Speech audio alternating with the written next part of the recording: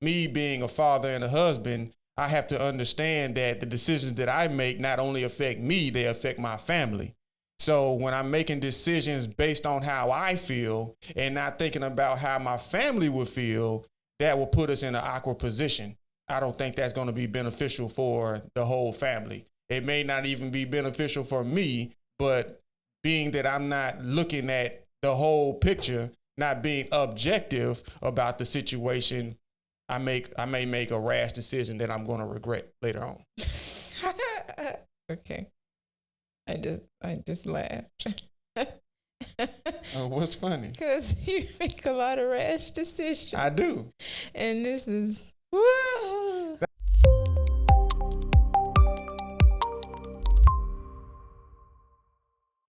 What is going on, everyone's? We are here and we are back with another episode of Is My Point Valid? Yes, indeed. I am yours truly, Brandon D. I am Camille A. Stalker. And before we get into this episode, like always, make sure you hit that subscribe, that like, that share, all that good stuff, because it helps us grow. And these are the conversations that need to be had. So make sure y'all do that if you get any value from our content. But with that being said, let's get into the topic for today, which is going to be 5 reasons feelings are not the best decision-making strategy. Absolutely. So today we're going to jump into a thought-provoking topic that will challenge the way that you make decisions. A lot of people out here making rash decisions off of how they feel, and 5 minutes, 10 minutes tomorrow, they don't feel the same way, and they sometimes regret those decisions because they weren't made on values or anything like that. So we're going to talk about the 5 ways that feelings get in the way of your decision-making process. So the first one is going to be emotions and feelings can be fleeting. Feelings and emotions are known to change over time, and making decisions solely based on temporary emotions can lead to inconsistent and impulsive choices. That's true. You react off a feeling, you get, you're emotional. You're not in your right mind. And then when you calm down, you might cut somebody out. I'm like, oh man, I went left. You know, it's, you make decisions. I know like some people with decision making, if they're stressed or anxious about something, they buy things, right? You might not have the money to purchase things. And so that is an emotional... Those impulsive buyers. It's an emotional thing. This will feel it. And then once you get it, like, I don't even know why I have it. And then you have a whole house full of things that you don't need. I'm not that. I used to be that person. I used to operate solely on how I felt about things. Some would say I was being childish. I kind of feel that way. I've done a lot of things in my life, from being a child to even up to now, where I just solely based my decisions on how I felt at the time. And then, like I said before, maybe an hour or so after I thought about those things, I was like, dang, maybe I shouldn't have reacted like that. Maybe I should have thought about things. Maybe I should have let things calm down before I made a decision on how I reacted to that situation. Mm-hmm. Number 2 is going to be, when decision making is driven predominantly by emotions, there is a risk of disregarding objective information and making choices that may be beneficial or rational in the long term. So being biased, you forgot to say number 2 was bias and subjectivity. So you're being biased. You're taking your side. You're not thinking about the overall picture of things. Anybody else's opinion. Yeah. It's just how you feel, what you want to happen, what you see for yourself. You don't think about the whole thing. I think when people don't think about the whole thing, it frustrates the other person. I think it goes back also to accountability, like your relationship with knowing how you will react, what will come out of your mouth. I used to be like a person who would, I could point the finger. I think a lot of us, we point the finger. Yeah. It's easy to point the finger. Mm-hmm. It's easy to say when we are in a situation that we've put ourselves in, and anybody who might have been included in it or you told, like, this is your fault. But in all honesty, it's your fault. It's on you. And you have to stop with all being subjective and be objective and look at the picture as a whole and say, hey, this was on me. This is all on me because I'm not doing what I'm supposed to do. And it leads to broken relationships. Absolutely. It leads to divorce. Broken relationships, anger, and you like pitying yourself as well. Like if you don't want to see that you had something to do with it, you can place the blame on somebody else and be like, well, I'm good. And then you wonder why people aren't around you, or wonder why people don't want to fool with you. Like, it all plays a part in it to be biased. And we're all biased because even if you look like politics, music, how you might feel about religion, we all take a subjective look at things. It's me. When we make decisions, it's how it's going to make me feel, how it's going to put me in a position, or a certain position or whatever. But like you say, we need to start looking at the overall picture of how it affects everyone. Because like me being a father and a husband, I have to understand that the decisions that I make not only affect me, they affect my family. So when I'm making decisions based on how I feel and not thinking about how my family would feel, that will put us in an awkward position. I don't think that's going to be beneficial for the whole family. It may not even be beneficial for me, but being that I'm not looking at the whole picture, not being objective about the situation, I may make a rash decision that I'm going to regret later on. Okay, I just laughed. What's funny? Because you make a lot of rash decisions. I do. And this is... That's what I'm saying. A lot of things that I say, I be talking to myself as well, because I still deal with a lot of these things. So I guess we could dive in deep into a little bit of it. Brandon is more objective with seeing things with other people. Right. He's objective with seeing things with other people. I am objective in my home. I'm subjective with other things. I think I'm probably more objective than Brandon in a whole lot of things, because I'd be like, the whole picture, right? The whole picture. And Brandon makes rash decisions. I am on the fence, like that is not a good idea. Yeah. And I do. I am like this supportive wife, because we talk about it a lot of how a man should lead. And I need to and I'm like, man, I'm going to just sit down and shut up, because if a person is just being biased for me, first off, it is selfish, and we all have had our selfish moments, of course. But Brandon's saying he doesn't look at it's an automatic thing of somebody could say something to him, and it's just a thought of, I gotta go do that. I have to, because this person told me that I have to. And I'm like, dang, my guy, like, we ain't thinking through nothing. Like this, and this. It's like you try and find shortcuts. And every time I find these shortcuts, it always bites me. There's never been an instance where I took a shortcut and it didn't come back to bite. But being human, I still make these rash decisions. Right. And so, and that's what I'm saying. Y'all probably look, well, Camille, why don't you speak up? I do. But a lot of times I don't be wanting to hear it, because I be in my feelings. Like, you make me feel some type of way, so I'm going to cut that out, and I'm going to still do what I want to do. But time and time again, it has proven that was not the best decision. And that's probably why we're having this conversation, because I tend to let my emotions and my feelings dictate how I go about things. Like you say, somebody will tell me something, and I feel like I got to act on it right then without even having a discussion about how this could affect everyone that I'm a part of, or how we could make it work together, right? Like, it's a thing of, you are the head of the household. I get that, right? So my thing is, if you do make that decision, if you make any decision, I would be like, okay, well, shoot, there's nothing I can do. As a man, you have to make decisions, because as a woman, I have to make decisions. And I would feel that if I'm doing something in the house that is incorrect, that you would correct me. But I don't get that a lot. I'm not saying but it doesn't happen a lot. It's me really trying to reel you back in and think things through before you make any plans for your family. Because like you said, any decision that you make, it falls on us as well. And a lot of times it hits y'all harder than it hits me. Ah, really? Absolutely. because and I get the delayed effects of it. Y'all get the immediate effects of it. Like being that I haven't thought it all the way through and I just act on it, I'm gonna stand on that decision that I made, even though it wasn't the best decision. So if you don't say anything about it, I'm still gonna stand in that. So once it gets to you and then you speak up on it, that's when I start feeling it. And the way it comes across from you, I may be back in my feelings because I don't feel like you should have told me like that. And I did.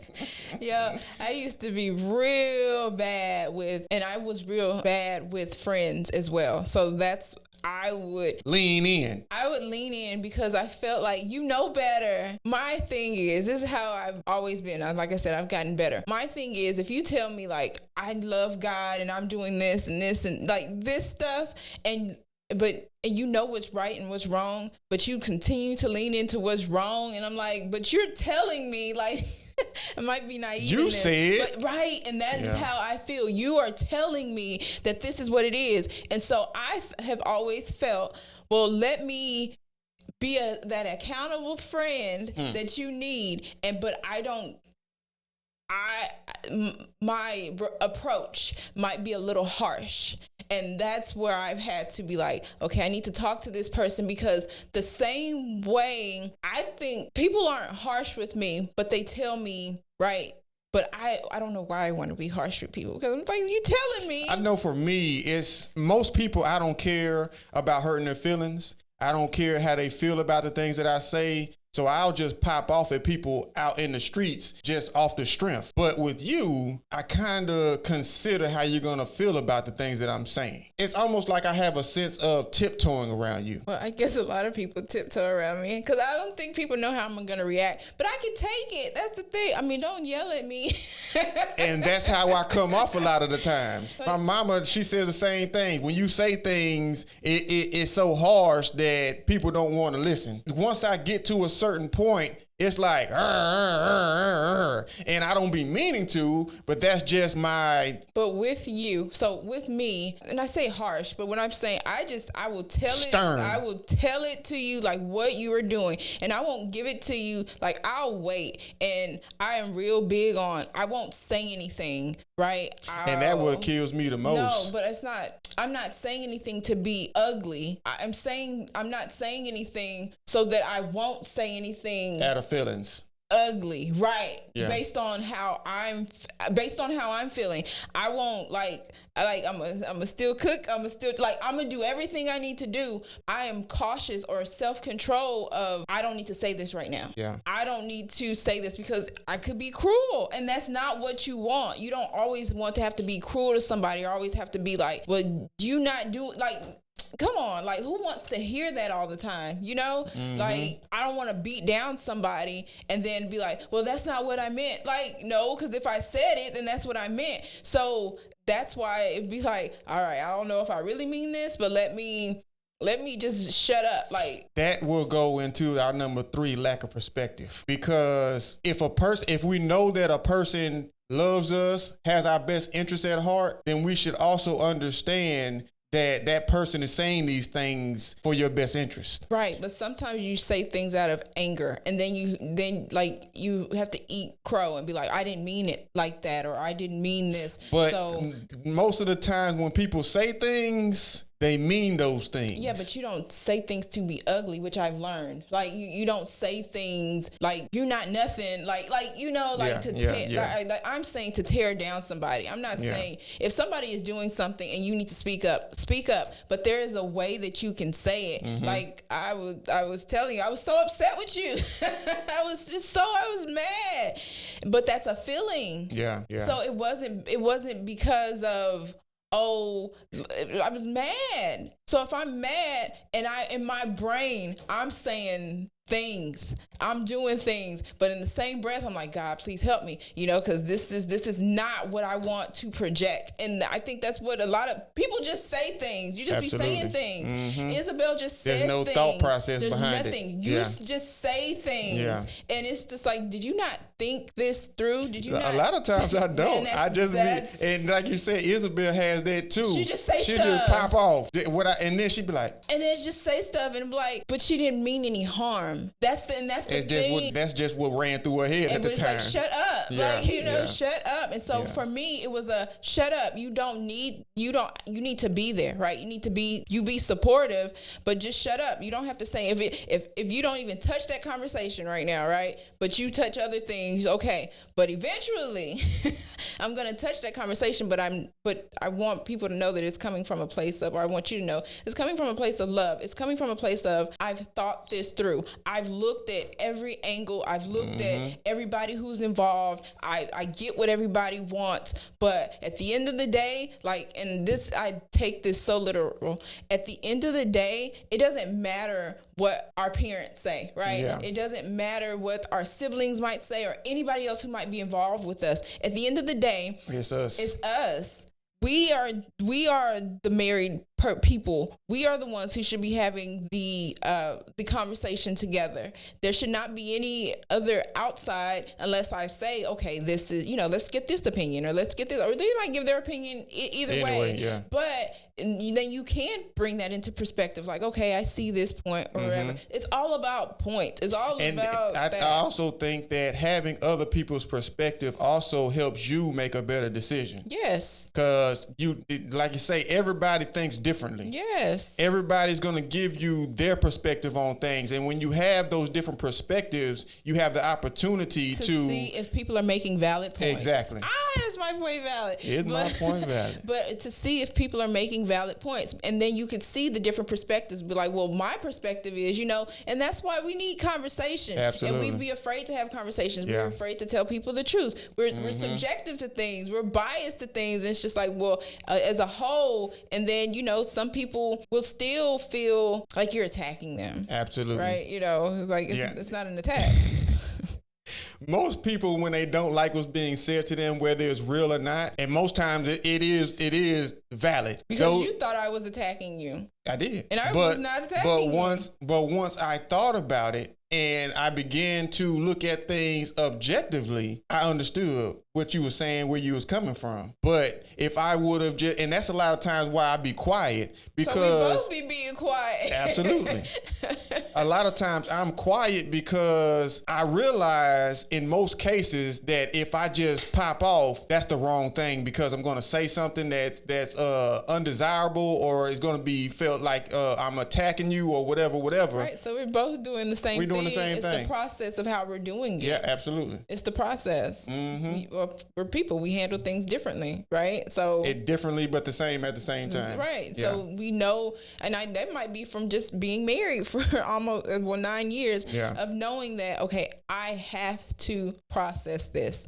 This has to be a process, because I don't need to say something, or you don't need to say something and then be like, I didn't mean that. No, it came out of our mouths. We meant it. We said it. It's done. And a person remembers that. So that's why it's just like, I can think it all I want, but how is this going to benefit my marriage? How is this going to benefit my friendship? How is this going to benefit my household? Like this, how are my children looking? And that's another thing why it's a thing of you need to think your things feelings, through. Yeah. What we could project, they could pick up and treat one another like that. And then they could go out into the world. And most times they do. Right. Just like we said with Isabel. She just pops off. And she clearly gets that from me. Because I don't do that. I'll just be popping off. That goes into number 4, which is emotional decision making can be impulsive. She's impulsive. You are impulsive. We don't think, we just say. We just do. Yeah. It's like, you didn't think that one through? No, I didn't. I just thought it was a good idea at the time.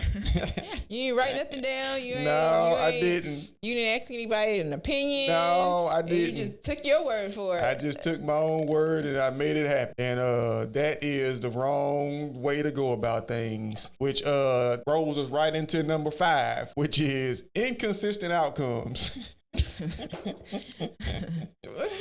It be all kind of decisions you done made, and if you're making decisions that aren't based in principle, reality, you always have different outcomes. That word reality. Reality. Yeah. Mm-hmm. That was a big one on Friday for you. You were like, reality check. Yeah.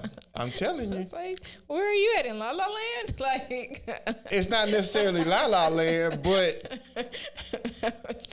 feelings that have you making decisions that aren't based in reality. It's like, where are you? Like, even with like I mentioned divorce. Like, women will say that my husband made me feel like this, made me feel like that, but that's not what he was trying to do. And you'll make a lifetime decision based on how you felt at the time, which is divorce. Well, whoever that is. Yeah. Whoever, I mean, it happens all the time. Yeah. Like, I watched a video where the lady was saying she'd been a stay-home mom for 15 something years. Everything she did was at home. Mm-hmm. But then she started feeling like her husband wasn't doing this or wasn't supporting her and wasn't all these feelings that she was explaining that she was going through, and she divorced that man. Then she got out in the real world, reality, and realized how hard it is for you to be a stay-at-home mom and a working mom at the same time. Feelings will place you in situations that logic wouldn't have you in. Yeah, because you got to be logical. I think I've always been a logical person. I try to be as much as possible. My daddy would always be like, I'm a realist. I think he still says it to this day.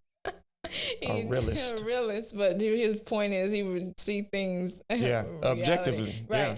And so I think I've always been that person. Every perspective in my mind broken down. Well, if we do this like this, if we do this like this, I can think this through and whatever. I don't like, here's my thing. Here's what I really don't like. And we talk about feelings. I don't like when people get in their feelings and they give up.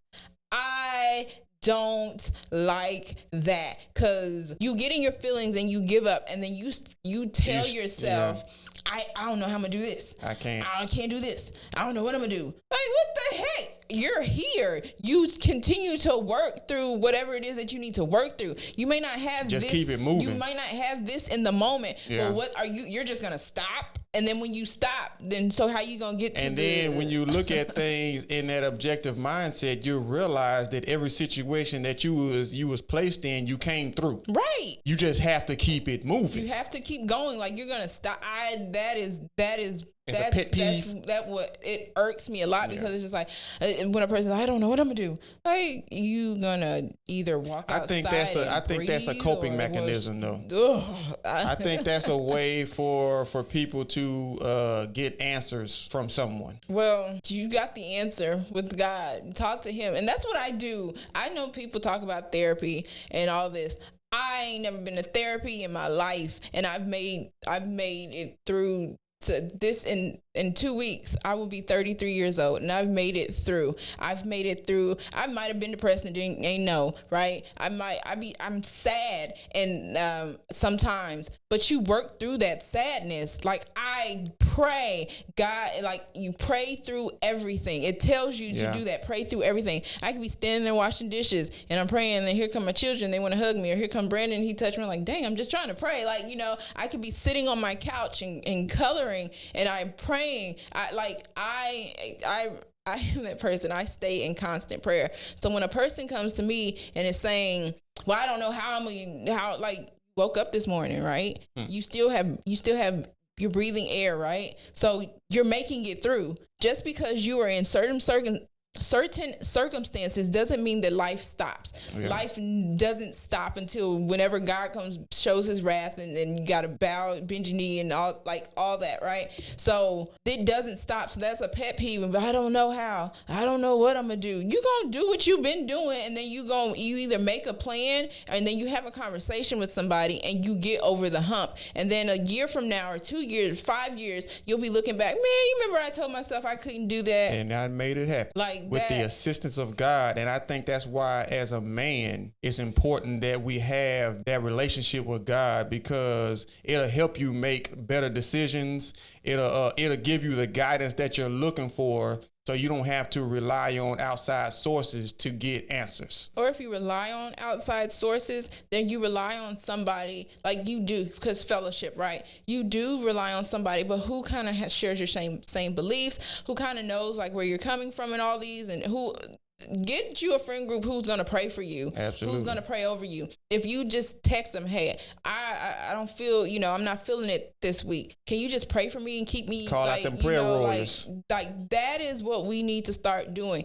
You don't have to do life alone. Your feelings, because your feelings can overtake you. They can overwhelm you, and they can have you in a space of, I can't. And we can. Absolutely. Don't let feelings control you, because feelings are just that. They're feelings. You feel them and then feel through them. Mm-hmm. Go through the motions of them, but you continue. Go outside, get some sunshine, drink some water, hydrate yourself, leave the sugar alone. There are ways to get through feelings. There are ways to get through being subjective to being objective. Have conversations just in that fellowship group, whoever that you are with. Just don't have people who are yes men to you. Yeah. They need to have different opinions and whatever. And so you can have those conversations of, oh, I never thought of it like that. Yeah. And I think within our marriage, that is what it is, because I'm going to give Brandon perspective. I give it overall. And I just did you think this one through? Did you think this through? Or did you think about this? What are we doing? What is your goal? What is your goal? Absolutely. So, although emotions and feelings are an integral part of being a human being, relying solely on them for decision making can be risky. It is essential to combine emotions with critical thinking objectively and evaluating relevant information in order to make well-informed and balanced decisions. So that's what we need to be focusing on: reality, relevancy, decision-making. With that being said, thank you to everybody who continues to show up for us. We're going to continue to show up for you. Love, peace, and soul. Bye. Like Soul Train, baby. Cheer.